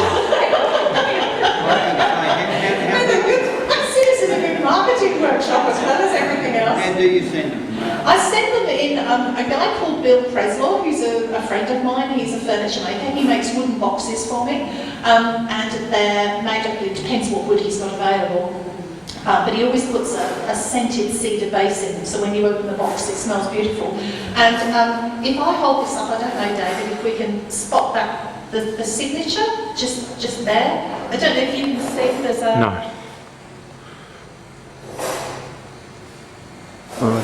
Yep. There's my signature, just inset there. It's made in 18 karat gold. I carve my initials SW in reverse in a little piece of silver steel, stamp it into the gold, cut it out, and then lay it into the piece. And each of the boxes has also got a larger version in copper inset into it. So the box comes with my signature, and the piece has got my signature. And then there's the description of the story and the invoice, and that all gets sent off at the same time. And I've travelled around and I've made some fantastic friends, actually. Some customers have become really good friends. And some of my carvings send me Christmas cards. But it's terrific. And meeting people face to face can make a difference between selling or not. And Prince Takamado once, I had a piece that was the best way to say it's a nautilus shell carved in tagua nut. And the nautilus shell has a little carving of a cuttlefish that sits inside it. And I showed it to Prince Takamado and he said, I love it, I'll buy it. And I said, well, there's the good news and there's the bad news. And I said, the good news is that you can have it. The bad news is I haven't finished it yet. And I said, I've designed it so that there are 3 different inserts to go in this piece. This is only the first one. And I said, there's also going to be, this was before Nemo actually, there's going to be a little sea anemone with a clownfish in it. And I'm just trying to think of the third. And he said, you are such a good saleswoman. He said, oh, all right then, I'll buy 4. And so he wanted one to be a mermaid. So yeah, I've got a picture of it somewhere. And a mermaid really wasn't my bag. I didn't really want to make a mermaid. But so what I decided in the end, I'd called the piece Cradle, and it was in response to Tim Winton's stories about the ocean and how we have to look after the fabulous marine environment we've got here in Australia is so precious and so unique. And so I called it Cradle, about this is what, you know, the life in the oceans and delicate balance. And there was the little cuttlefish, and there was the anemone with the clownfish. And for a baby, I did a baby mermaid wrapped up like a papoose. And it was pink ivory wood to look like sponge, and wrapped up with eelgrass. And it looked like an ordinary baby, except at the end, instead of feet, there was a little tail just protruding out from the seagrass, and that sits in its place. So I think if I actually hadn't met him, and talked to him and told him the story first, got him interested, I wouldn't have sold 4 in a set, and that was expensive. So yes, it's good. I think with galleries, I found a long time ago that galleries are wonderful when starting out, absolutely fantastic, and you couldn't manage without galleries. They do a great job. But I learned early on in my career that for every $100 I was earning when a piece sold, I was only getting about 15, because the gallery would take up to 50% if it's overseas. So I'd end up with $50 out of that 100. Then the government, you know, I had to take $15 out for my expenses running my business. So 15, that leaves me, what, 35. And the government would take a third of that. And I was left with the loose change at the bottom of the barrel. And so I realised early on that I actually would start with galleries, but I wasn't going to stay with galleries. And I had to find a way of getting directly to the customer. And that's where the Netsuke conventions helped. I sell directly through galleries in Japan. That's the only way I can do it. But in America, I go and I visit and I meet people and I sell directly. And that means I get to keep a lot more of the money, and I make a decent living now. Well, I don't think I could through the gallery system. Is there a difference between bringing money back into Australia? Oh, no, I think I get, it's electronic transfer is fantastic. If I sell overseas, I don't have to charge GST. If I sell here in Australia, under the old system, I just charged $5,000. But now, I wasn't subject to sales tax, but now I have to charge GST as well. So it costs 5,500, which is difficult. It's difficult to suddenly increase your prices, and it's another reason there's quite a bit of resistance. But selling overseas, the money comes back by cheque. I don't really care how I'm paid, as long as I get my hands on it. And the money comes in, and it's quite straightforward these days. It's very easy to transfer sums of money around. And Netsuke's easy to post. I just send it with a courier, and it goes through the couriers process it through customs. It's a bit tricky when I take a big exhibition to the States because I have to have a customs agent and I have to go through all the customs declarations and that's a chore. But you know, you can work it. It'll. So there's nobody really that buys your stuff and flogs it on you? So no, haven't so far. There's always a first time though. So. But I don't feel like Lewis's mind works. It's a natural born criminal, obviously, yes. No, I would have thought he'd be the only person that's a real nasty that way. They don't want to fumigate. Is there any final questions? I'm just saying they don't want to fumigate them or anything, do they? They don't want to fumigate them. Actually, customs coming back into the country, I've never had any fumigation issues going overseas. When I brought them back in, you have to declare wood and carvings and everything else here. And the first time I came through customs, I was really upset and anxious. And I sort of said, this is what I've got. And I pulled them out and I handed it, and this guy, you know, deadpan face, and he looked at me, And he looked. And he said, Fred, come here a minute. Fred came over and went, look, she makes these. Wood. And Fred looked at me and went, wow. I've got some red gum under my house you can have if you like. I've never been worried ever since. They're fantastic actually. I declare them and I show them and they've been great. And I've found that with wood itself, if I'm hand carrying wood, I bring wood home usually with me. When I go to the UK, I bring boxwood home with me.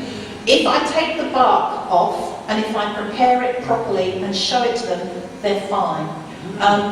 I've had it sent through the post. The Marchioness of Bute sent me something that some precious wood from the estate that was being cut down, and she just put it in a jiffy bag and posted it. That got fumigated. She said you can fumigate it or you can have it heated, and the fumigation charge was, you know, it was a couple $100 or something, and to have it just heated was $70. And I said, I'll heat it. I knew what it would be like when I got it back, but you know, what can I do? I didn't even know if the wood was going to be good to carve. So she's never asked me for it.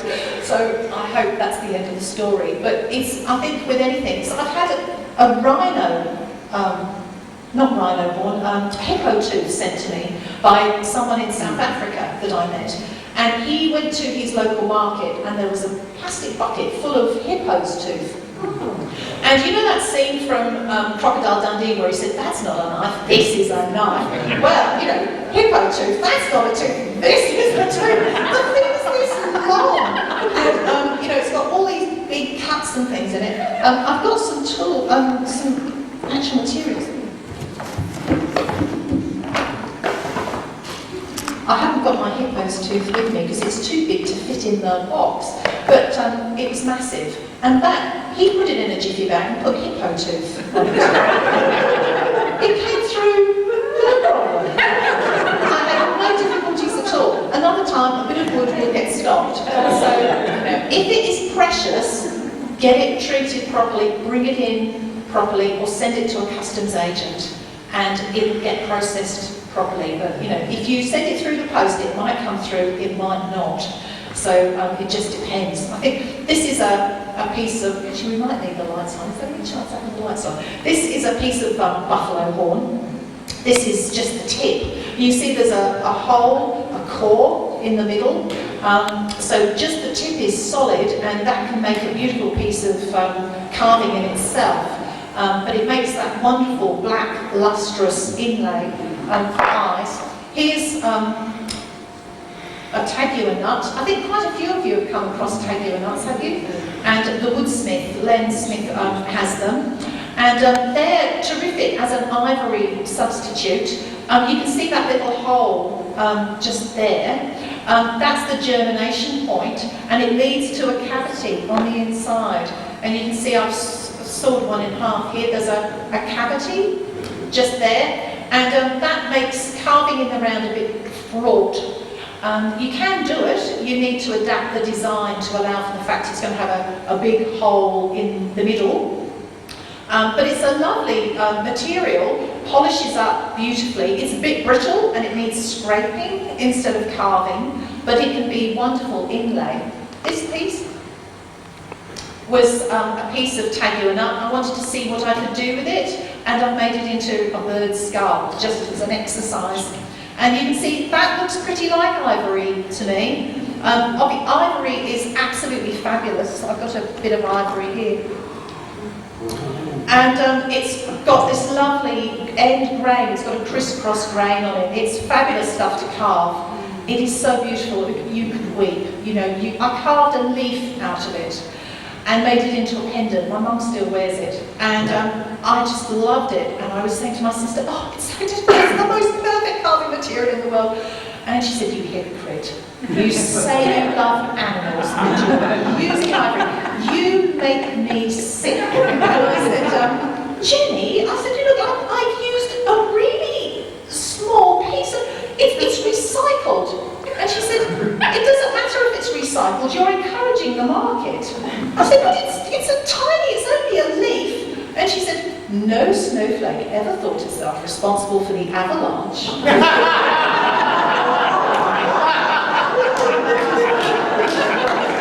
She's younger than me, damn it. So I use tagua nut now. I've never touched ivory since then. So it's the beautiful material, but steer clear, or steer clear of my sister. They also say that Oh, sorry, hang on a minute, I'll be back in a minute. the finish on the tagua nut. That's just, with this, it brings it up to a high polish, and then I've used the shoe polish as well. It's impervious, really, in a way that wood will absorb. You know, if you're handling wood, you saw it on the otter. As I was handling it, starting to get dirty, it's pretty impervious, ivory and the tagua nut. The tagua nut will go dark over time. I carved this several years ago and I've been waiting to see. It will yellow with age, and if you want it to go a butterscotch colour, you can put them in the oven and warm them up slightly. It's basically a form of mannose sugar. So it will colour with heat. But this must be 10 years old now, and it doesn't seem to have coloured appreciably from when I cut it open. But it looks more like ivory now, actually. But does it sit out or does it sit in the box? No, it sits out on the shelf. It's not in direct sunlight, though. No. Sorry, that you were saying ivory? I was told that by an antique dealer that they can't sell it out of Australia now. So if you've got an antique piece of ivory, Yeah. it can't go overseas. You're right. So the market value in Australia of antique ivory has gone down. It's the CITES Treaty, means that, and hippo was put onto an appendix of the CITES Treaty, so in theory, hippo tooth shouldn't have come through either. I did bring some coral through that I was given, and declared it, but the customs man didn't believe it was coral. He said it was wood. It looked like wood. So I bowed to his superior knowledge and brought it in. But I wouldn't try it again, because I now know you're not allowed to, and so I wouldn't try it. But certainly, I know some people who have managed to export antique ivory, but you have to be able to guarantee the source and where you got it from. The ivory, you know, you have to have all sorts of certificates and things. And wood is just beautiful. Wood is the material I'd rather use anyway. Wood is magnificent, and there's no restrictions on it. So I use wood. There's I use mother of pearl too. Mother of pearl for inlay. The mirror on the vanity's mirror was mother of pearl. It's just these buttons make good enough inlay. And stag antler as well is another carving material that's quite popular. There's all sorts of venison farms these days, and I've picked up, a friend of mine, her father had a venison farm, and I've picked up quite a bit of stag antler from him. They use the velvet off the antlers for medicines, and it's used for all sorts of things, but you can get hold of it. And certainly digs, the German company. They're available on the internet and they send out a lovely catalogue. They've got stag antler and boxwood and all sorts of other interesting materials and lots of interesting Japanese tools too. So this is only a little tiny brochure. They've got a huge catalogue available if you get in touch with them. I'll leave that out too. I have tried mammoth ivory is the exception. There's a sample in here you might like to have a look at that I bought from a place that specialised in scrimshaw. Mammoth ivory is not subject to the CITES Treaty because it's an extinct animal, but you'd be surprised how much mammoth ivory there suddenly is around the place. And it looks suspiciously like elephant ivory to me. So a friend of mine who's a carver tried some mammoth ivory recently and he said it smelled like schoolboys' old runners. And when he was working on it, it smelled disgusting. So he realised that it was probably not elephant ivory, but it had a really disgusting smell. And I wouldn't like to breathe the dust in off that either. So that's a sample for you to look at too.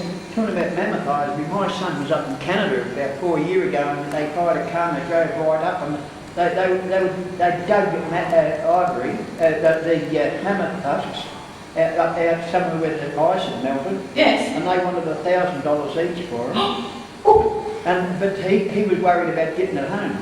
Would you get it into Australia?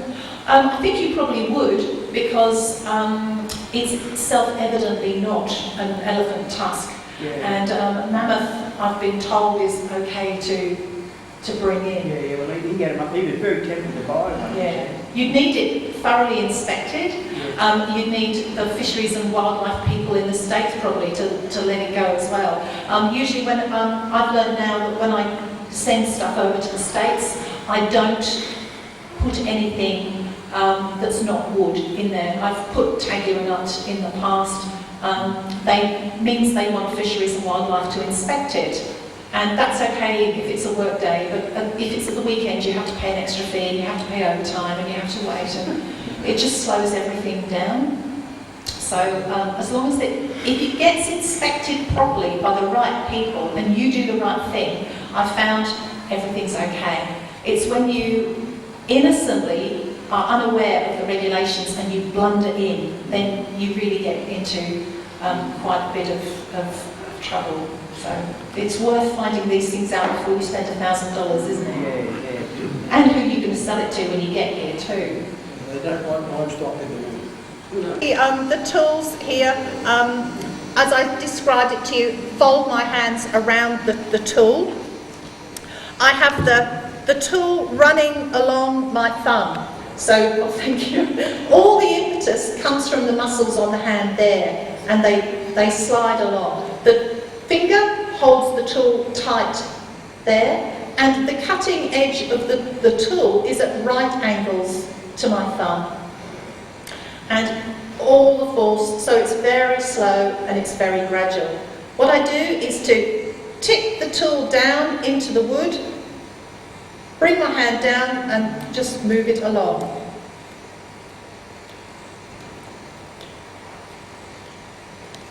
And it's just a small, can you see that?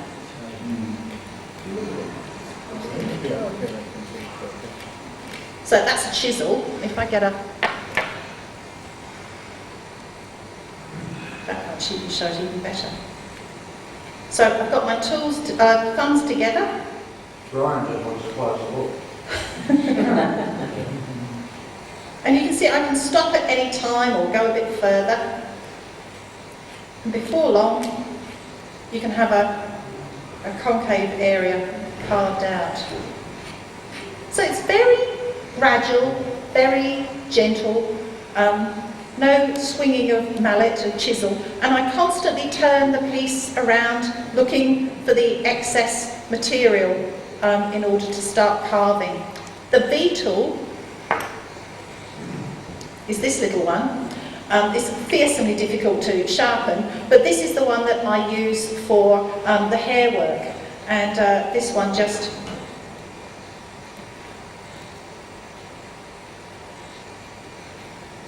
I do it quite thickly, don't know if you can see. It's a bit difficult to see, but the little tiny little cuts can be made with the beetle to resemble hair work.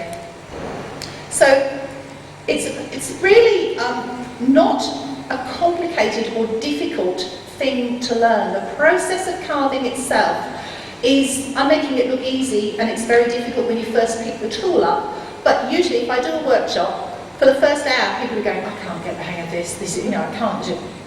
Within 2 hours, all I can hear is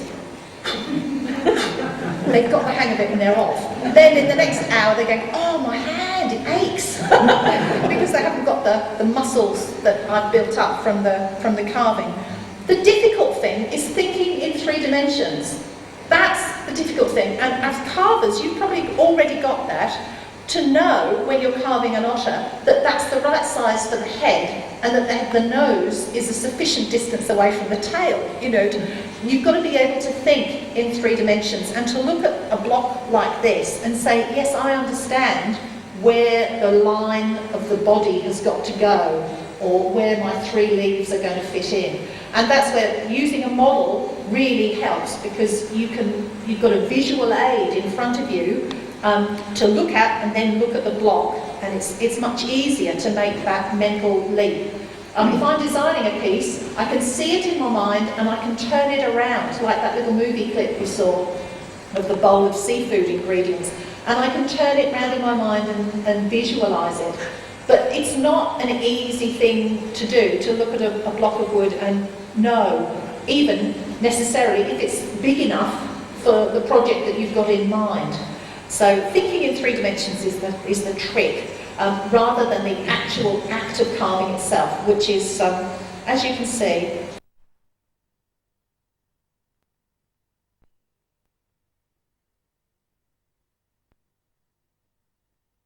that makes a huge difference. And I could have put fur all over his body and covered him with detail, but it wouldn't have added anything. In fact, it would have detracted from it. The fact that you have the contrast between smooth and textured is half the attraction. I did some teaching at the Victoria School for the Blind. There were some little kids there, and I was asked to teach. They were doing a subject in their art class about animals in the garden. And we did plasticine models of snails and worms. They were very good at worms. And these gorgeous kids, one little boy handed them a snake hatching from an egg. It was one of my pieces. I haven't got it with me, but I thought it's not going to come to much harm. And they licked them. One kid rubbed it on his cheek. One tapped it gently on a table to see if it was hollow. And they were all investigating this egg, the snake hatching from an egg, in ways, of course, they couldn't see it with their eyes. It was all touch, smell, and sound. And at the end, one of the kids handed it back to me and said, that was so cool. I know what it's like when a snake hatches from an egg, but I didn't get bitten. I could have taken him home.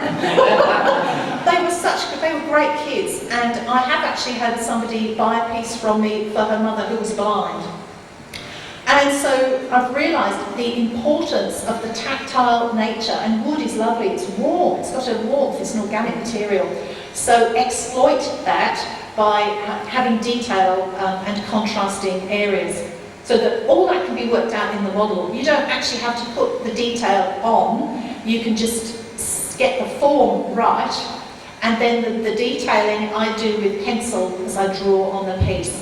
And I'll rub out any piece of detail that I don't think is contributing anything, because less can indeed be more on occasion. So that's how I'm working out the detailing and the model. Right. They are. What do you mean? Do I repeat them? I do repeat them. They're never exactly the same.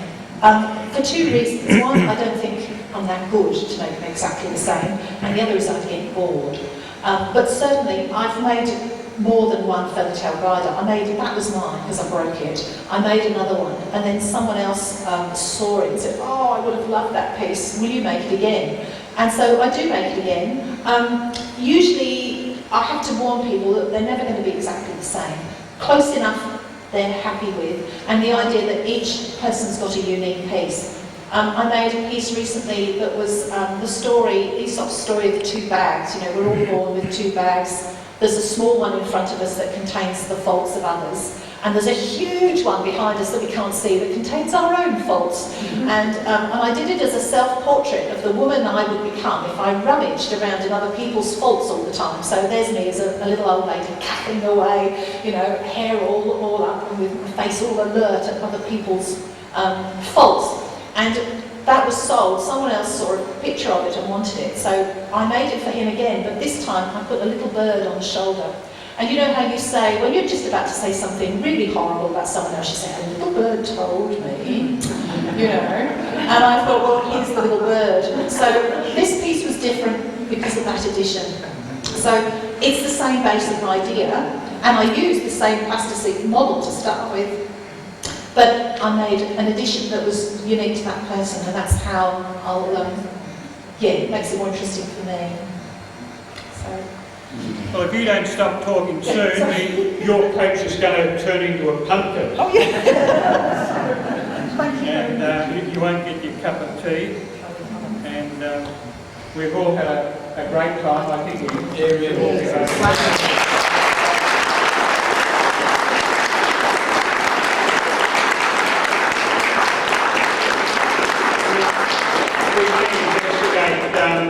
what way we can maybe able to orchestrate you giving a class at some time. But we'll have a bit of a talk about that tonight, and whether it's here or some other venue or some other time, we'll just try and work it out. Thanks a million. It's been most inspirational, and yeah, what do you say? I'll send some information. That'd be great. No, I've got enough email addresses for most of these people that I can they'll get around the whole crew.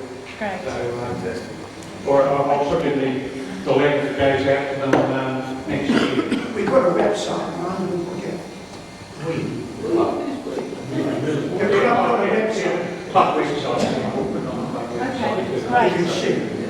That's one little thing. Do you put the knot hole in them like the original ones? Or you said they had 2 holes in to tie onto the thing. Do you still put those 2 little holes in yours?